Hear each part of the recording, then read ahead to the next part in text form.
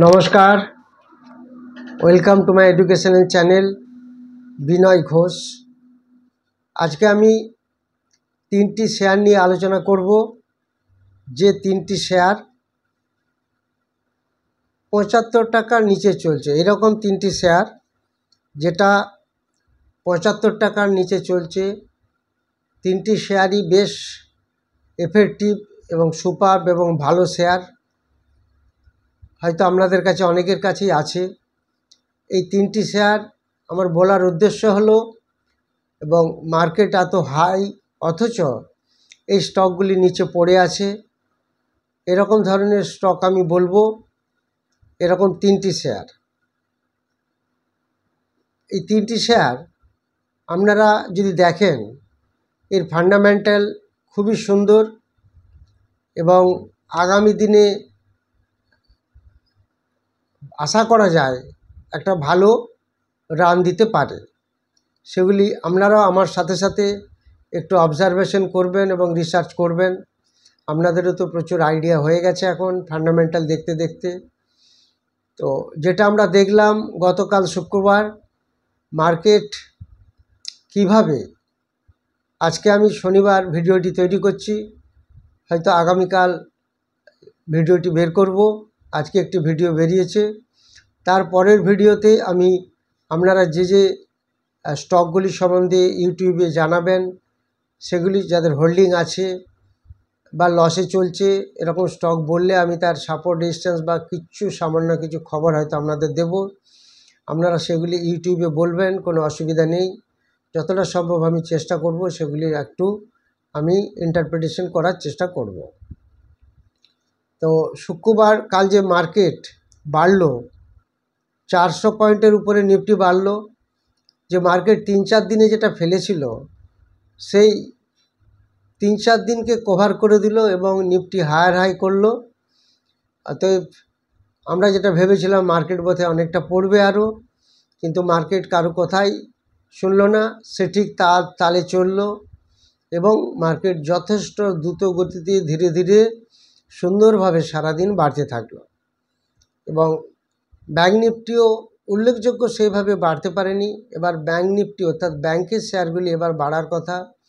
যেমন আপনারা দেখেছেন এইচডিএফসি ব্যাঙ্ক কাল বাড়তে পারেনি, আইসিআইসিআই ব্যাঙ্ক কিছুটা বেড়েছিল, অ্যাক্সিস ব্যাঙ্ক বাড়তে পারেনি। মেন তিনটি ব্যাঙ্ক যেগুলি নিফটি 50-র মধ্যে আছে, আইসিআইসিআই ব্যাঙ্ক কিছুটা বেড়েছিল, তো অ্যাক্সিস এবং মেন যেটা এইচডিএফসি ব্যাঙ্ক কিন্তু বাড়তে পারেনি।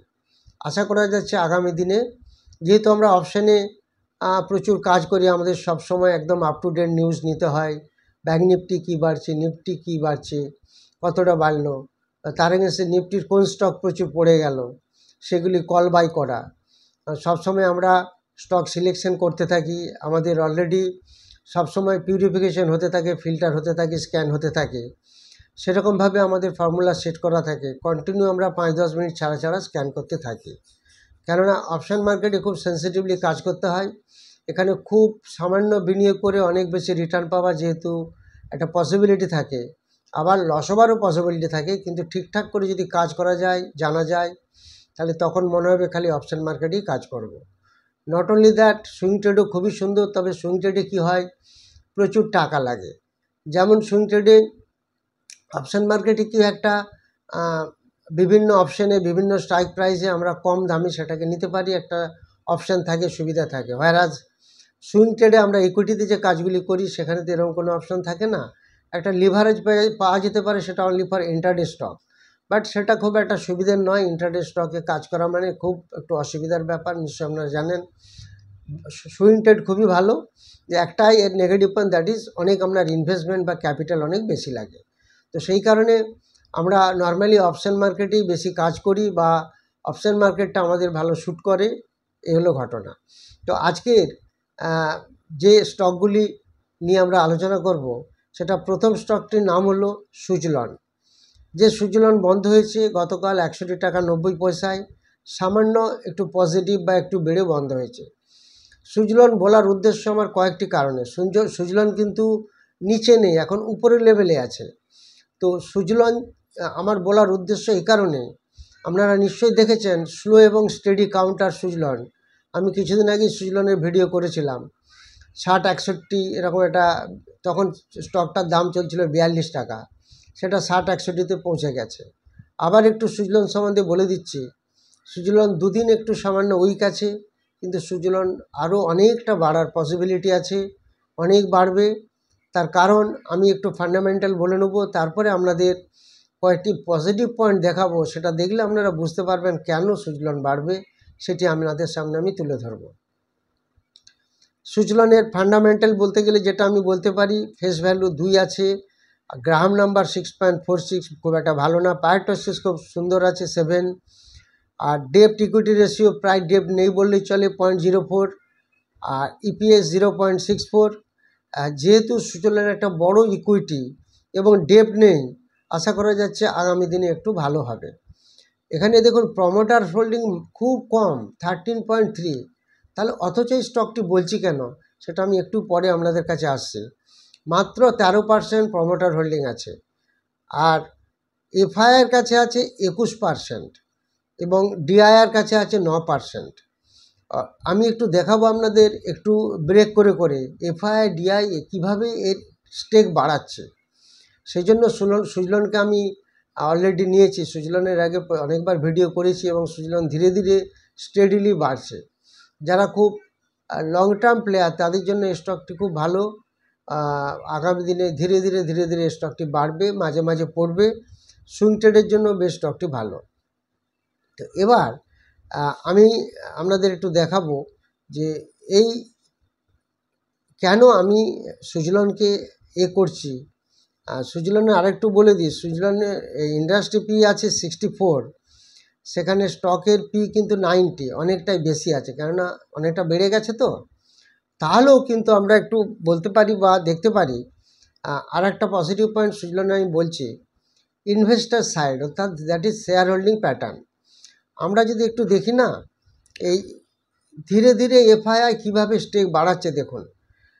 ডিসেম্বর 2023-এ 17% ছিল, মানে 18%-এর মতো। মার্চ 2024 এটা 20%-এর মতো হয়ে গেল। আবার জুন 2024-এ এটা 21.53% হয়ে গেল। দেখুন প্রত্যেকটা কোয়ার্টারে প্রায় 1, 1.5, 2 করে বাড়ছে পার্সেন্টেজ, কার না এফআইআই। হ্যারাস আপনারা যদি ডিআই দেখেন, ডিআই দেখুন আচানক কীভাবে সাডেনলি মার্চে 2024-এ, এই 2024 এই বছর মার্চে ছিল 6.30, একবারে জাম্প করে 9.17 হয়ে গেল। আমার বলার উদ্দেশ্য সুজলনকে কেন আমি রাখছি, এটা হচ্ছে এই সুজলনের ক্যারেক্টার। দেখুন ডিআইআই আমাদের দেশীয় সংস্থা তাকে 3% স্টেক বাড়িয়ে নিল। তো এগুলো একটা পজিটিভ পয়েন্ট, সেই কারণে আমি স্টকটা আপনাদেরকে একটু দেখার জন্য বললাম, এটা আমার কোনো রেকমেন্ডেশন নয়। এবার নেক্সট যে স্টকটি বলবো সেটা হচ্ছে আইআরবি ইনফ্রাস্ট্রাকচার। আইআরবি ইনফ্রাস্ট্রাকচার, এটা দাম চলছে 66.9, আগের দিন একটু সামান্য বেড়েছে, বেড়ে বন্ধ হয়েছে। এই আইআরবি ইনফ্রাস্ট্রাকচারের অ্যাকচুয়ালি বুক ভ্যালু 22 আছে, খুব ভালো বুক ভ্যালু নয়। ডিভিডেন্ড ডিল আছে, আরওসি 9%, আরওই 4% কম, পায়োটসিস স্কোর 5, গ্রাহাম নাম্বার 22, এগুলি খুব একটা ভালো পজিশনে নেই। তবুও এই স্টকটি বলার উদ্দেশ্য হচ্ছে এফআইআই হোল্ডিং আছে 44%, এবং এফআইআইও কীভাবে বাড়াচ্ছে আমি আপনাদের দেখাবো। প্রমোটার আছে 30.4%, ডিআই আছে 7.65%, সেলস গ্রোথ সামান্য আছে। ইন্ডাস্ট্রি পি আছে স্টকের 25, হ্যারাস স্টকের নিজস্ব পি কিন্তু অনেকটা বেশি 66। ফান্ডামেন্টাল যে খুব ভালো তা নয়, একটা মিডিওকার ফান্ডামেন্টাল। তো আমরা যদি একটু ইনভেস্টারের সাইডটা চলে যাই, এখানটা আপনাদের একটু দেখাবো। ইনভেস্টারের সাইডে দেখা যাচ্ছে প্রমোটার স্টেকটা রিডিউস করেছে, এফআইআইও কিছুটা রিডিউস করেছে, ডিআইআই সামান্য রিডিউস করেছে। সুজলনে যেমন বেড়েছে প্রচুর পরিমাণে, আইআরবিতে কিন্তু কমেছে, পাবলিক এটাকে বাড়িয়েছে। কিন্তু আইআরবি যেহেতু প্রচুর অর্ডার আছে এবং ভালো পজিশন আছে, সেই জন্য আইআরবি ইনফ্রাস্ট্রাকচারটা আমরা একটু দেখতে পারি আগামী দিনে কীরকম হতে পারে। এটা গেল আইআরবি ইনফ্রাস্ট্রাকচার। আর প্রথমটা যেটা বললাম সুজলন এনার্জি। আরও একটি স্টক আপনাদের বলবো, তার আগে আপনাদের এটা জানাবো, যারা 11 আগস্ট এবং 15 সেপ্টেম্বর দুটি অফলাইনের ব্যাচ শুরু হবে। যারা এই অফলাইনের ব্যাচে ক্লাস করতে চান তারা হোয়াটসঅ্যাপে যোগাযোগ করবেন। এবং 11th যে ব্যাচটি শুরু হবে সেটা সানডে, প্রত্যেক সানডে ক্লাস হবে 2 মাস ধরে। একটি সানডেতে 2টি করে ক্লাস হবে, 1.5 ঘন্টা করে, 3 ঘন্টা, মাঝে একটি ব্রেক থাকবে। 2টো থেকে 5:30 অবধি ক্লাসটি চলবে every Sunday from 11th August. আরেকটি অনলাইনের ব্যাচ শুরু হবে, সেটা হবে 22শে আগস্ট, সেটা রাত্রিবেলা চলবে। সেটা 8টা থেকে 10টা, 10:30 অবধি চলবে। তো এটা হচ্ছে এই দুটি কোর্স চালু হচ্ছে। যারা টেলিগ্রাম চ্যানেলে জয়েন করতে চান, যেটা আমি স্টক সকালে বলে দিই, তারা হোয়াটসঅ্যাপে যোগাযোগ করবেন। টেলিগ্রাম চ্যানেলে যদি অ্যাড হতে চান, এটা একটা প্রাইভেট চ্যানেল, তারা যোগাযোগ করতে পারেন। আর এই যে কোর্সটি বললাম যেটি শেখানো হয়, সেটা হচ্ছে একটা কম্প্যাক্ট কোর্স, একটা ক্র্যাশ কোর্স। এই কোর্সটিতে fundamental, technical, swing trading, intraday এবং অপশান সব শেখানো হয়। এবং অপশানের উপর বেশি জোর দেওয়া হয় এবং সুইং ট্রেডিংয়ের উপর বেশি জোর দেওয়া হয়। তার ফলে কি হয়, যারা একটু লং টার্মে কাজ করতে চান তাদের জন্য সুইং ট্রেড ধীরে ধীরে খুব ভালো কাজ করে। যারা শর্ট টার্মে অপশান ট্রেডিং করতে চান, কম ইনভেস্টমেন্টে বেশি রিটার্ন পেতে চান, তাদের জন্য অপশান ট্রেডিং করানো হয়। এবং লাইভ মার্কেটেও দেখানো হয় কিভাবে আমরা কাজ করব, কিভাবে স্টক সিলেকশন করব, সেই সবগুলি শেখানো হয়। এবার যে থার্ড স্টকটি আমি বলবো, যে দুটি স্টক হলো, একটি হলো সুজলন এনার্জি, আরেকটি হলো আরবি ইনফ্রাস্ট্রাকচার। আরেকটি স্টক আমি আপনাদের দেখাচ্ছি। এরপর আমি আপনাদের চার্টও একটু দেখিয়ে দেবো, সেটা আপনারা একটু দেখে নেবেন, টেকনিক্যাল চার্টটা। থার্ড যে স্টকটির কথা আমি বলছি সেটা হচ্ছে আইডিএফসি ফার্স্ট ব্যাংক। এই আইডিএফসি ফার্স্ট ব্যাংক, এই স্টকটি আপনারা হয়তো দেখেছেন, বেশ উপর থেকে অনেকটা নিচে পড়ছে। এখন দাম চলছে 74 টাকা 50 পয়সা, আগের দিন খুব সামান্য একটু পড়েছে। এর ফান্ডামেন্টাল খুবই ভালো আছে। এর বুক ভ্যালু 39, আর এটা হাই গেছিল 101, ফেস ভ্যালু 10, এখনও কোনো স্প্লিট হয়নি। আর এটার অ্যাকচুয়ালি ইপিএস আছে 4.6, ভালো ইপিএস আছে। প্রমোটারের কাছে 35% শেয়ার আছে, এফআইআর কাছে 19.9%, ডিআইয়ের কাছে আছে 12.8%, সেলস গ্রোথ ভালো আছে 20%।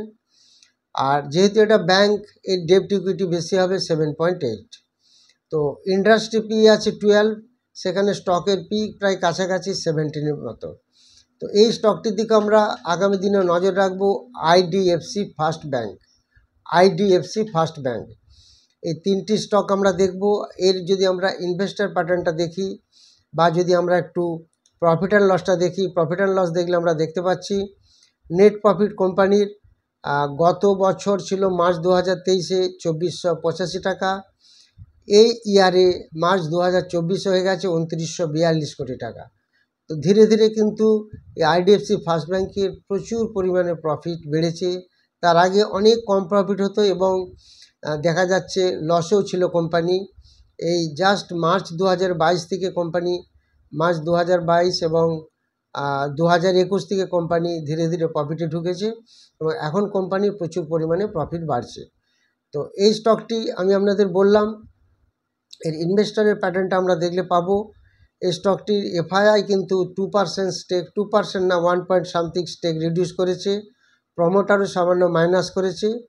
ডিআইআই কিন্তু 5% স্টক হোল্ডিং বাড়িয়েছে। ডিআইআই, যেখানে এফআইআই এবং প্রমোটার কমিয়েছে, ডিআইআই কিন্তু প্রচুর পরিমাণে বেড়েছে। প্লাস গভর্নমেন্টের কাছে 3.52% শেয়ার আছে। এই তিনটি স্টক আমি বুঝলাম, সুজলন এনার্জি, আরবি ইনফ্রাস্ট্রাকচার, আইডিএফসি ফার্স্ট ব্যাংক। এবার আমি আপনাদের একটু চার্টটা দেখাবো। সেই চার্টটা দেখানোর আগে আমি আপনাদের যেগুলো বললাম, এটা কিন্তু আমার কোনোটাই রেকমেন্ডেশন নয়, এটা আপনারা খেয়াল রাখবেন।